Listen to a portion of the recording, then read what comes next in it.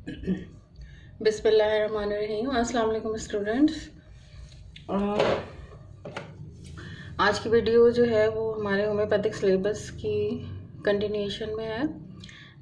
पिछली वीडियो में हमने फर्स्ट ईयर और सेकेंड ईयर की जो सिलेबस था कोर्स का वो हमने देखा था कि उसमें कौन कौन से सब्जेक्ट्स जो है वो आप फर्स्ट ईयर में और सेकेंड ईयर में स्टडी करते हैं। उसके बाद आज हम देखते हैं थर्ड ईयर और फाइनल ईयर में कौन से ऐसे सब्जेक्ट्स हैं जो आपको पढ़ाए जाते हैं होम्योपैथिक कोर्स के दौरान। जो 4 साल का आप कोर्स करते हैं उसमें थर्ड ईयर में कौन कौन से सब्जेक्ट्स होते हैं जिनका ताल्लुक homeopathic basic system of medicine से है, और कौन से ऐसे सब्जेक्ट्स हैं जो बेसिक मेडिकल कोर्स में जो है वो शामिल होते हैं। तो उसमें देखते हैं सबसे पहले नंबर 1 जो बेसिक मेडिकल कोर्स है आपका, उसमें जो सब्जेक्ट है वो है आपका पैथो एंड माइक्रोबायोलॉजी। पैथो और माइक्रोबायोलॉजी में आप जो है वो ह्यूमन बीइंग के जो ऑर्गन्स हैं और जो सिस्टम्स हैं उनके जो एबनॉर्मल फंक्शंस होते हैं उनसे रिलेटेड जो डिजीज़ होती हैं वो तमाम जो है वो आप इसमें पैथोलॉजी में स्टडी करते हैं। इसके भी 2 पार्ट्स होते हैं, थ्योरी एंड प्रैक्टिकल।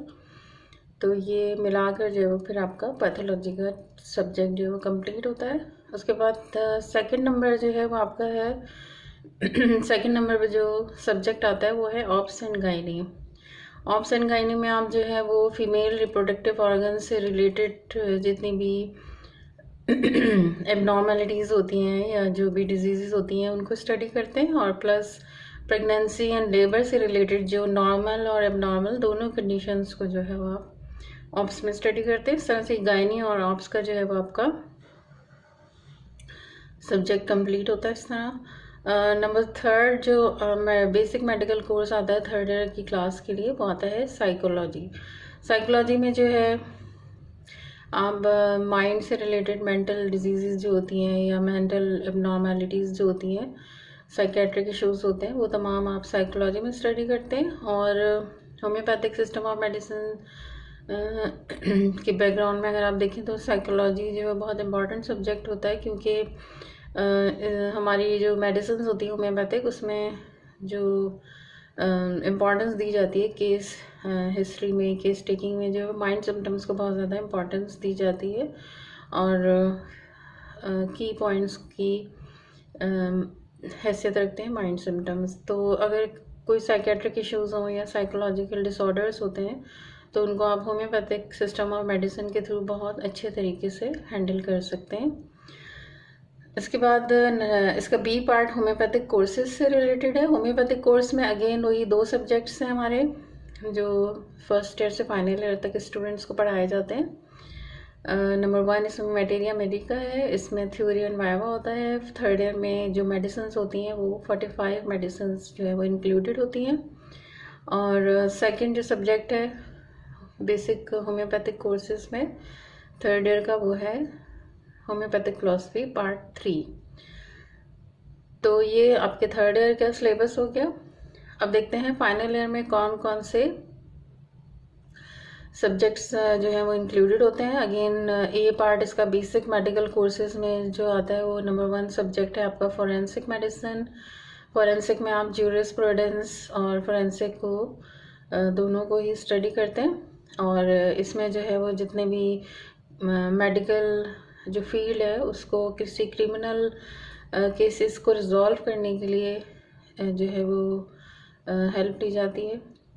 और जैसे पॉइजनिंग के केसेस हो गए, मर्डर के हो गए, सुसाइड के केसेस हो गए, तो जितने भी क्रिमिनल एक्ट की वजह से अगर किसी भी इंसान को जो है वो किसी किस्म की प्रॉब्लम होती है तो उसको जो है वो फिर जुडिशरी और जो मेडिकल पर्सनस होते हैं वो मिलकर रिजॉल्व करते हैं इन इश्यूज़ को। तो उस सब्जेक्ट को, इन तमाम चीज़ों को आप फोरेंसिक मेडिसिन में स्टडी करते हैं।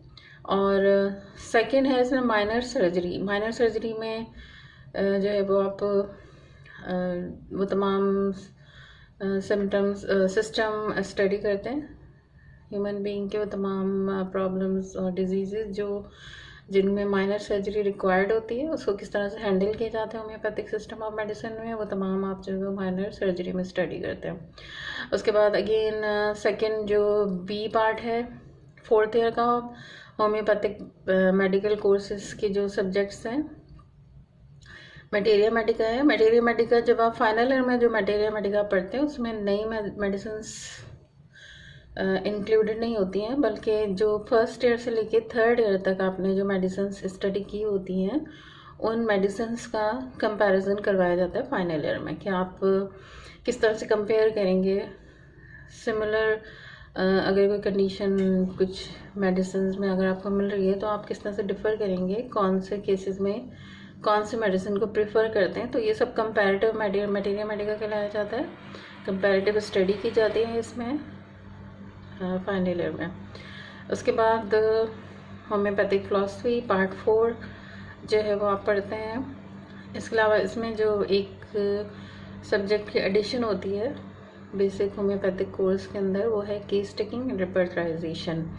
केस टेकिंग जो है वो बहुत इम्पॉर्टेंट आपका सब्जेक्ट है, क्योंकि जब आप फाइनल ईयर कर लेते हैं उसके बाद 6 मंथ्स का जो है आपको रजिस्ट्रेशन अपने आप को रजिस्टर करवाने के लिए आपको 6 मंथ्स की हाउस जॉब करनी पड़ती है, और उसके बाद जो है फिर आप अपना क्लिनिक जो है वो रन कर सकते हैं। एज अ प्रैक्टिशनर आप जो है वो अपनी प्रैक्टिस कंटिन्यू कर सकते हैं। तो जब आप प्रैक्टिस अपनी स्टार्ट करते हैं तो जितनी भी आपने जो भी स्टडीज़ की हैं 4 सालों में सॉरी, जो अपने 4 सालों में स्टडीज़ की होती हैं उन तमाम की इम्प्लीमेंटेशन का जो है वो वक्त आता है जब आप अपना क्लिनिक रन करते हैं। तो उसमें सबसे पहला स्टेप आपका ये होता है कि जब आप कोई पेशेंट आपकी क्लिनिक में आता है तो आप उसको किस तरह से हैंडल करते हैं। उसकी केस टेकिंग सबसे इम्पॉर्टेंट चीज़ है कि जब तक आप केस अच्छी तरह से नहीं लेते हैं, आप उसको इंटेरोगेट नहीं करते हैं प्रॉपरली, तो फिर आप मेडिसिन की सिलेक्शन भी प्रॉपर नहीं कर सकते। तो केस टेकिंग और रिपर्टराइजेशन के ज़रिए जो है वो फिर आप जो है वो इस काबिल होते हैं कि आप किसी पेशेंट को जो है वो ट्रीट कर सकें। तो ये तमाम चीज़ें जो है वो फाइनल ईयर तक आकर आपको जो है वो इस पे बहुत मेहनत से थॉरली आपको तमाम चीज़ों पे कमांड जो है वो कोशिश करनी होती है। ज़ाहिर है फिर आप जब प्रैक्टिस करते हैं तो वो आहिस्ता आहिस्ता बाकी चीज़ें जो कंफ्यूज्ड होती हैं आप लोगों के लिए और जो समझ में नहीं आ रही होती है, थ्योरेटिकली जब आप पढ़ते हैं और फिर प्रैक्टिकली जब इम्प्लीमेंट करते हैं तो वो कुछ चीज़ें जो वो आप फिर अपने एक्सपीरियंस से जो है वो गेन करते हैं और फिर उसको पॉलिश करते हैं। तो स्टूडेंट्स ये आपके फाइनल ईयर तक के सिलेबस की बात होगी।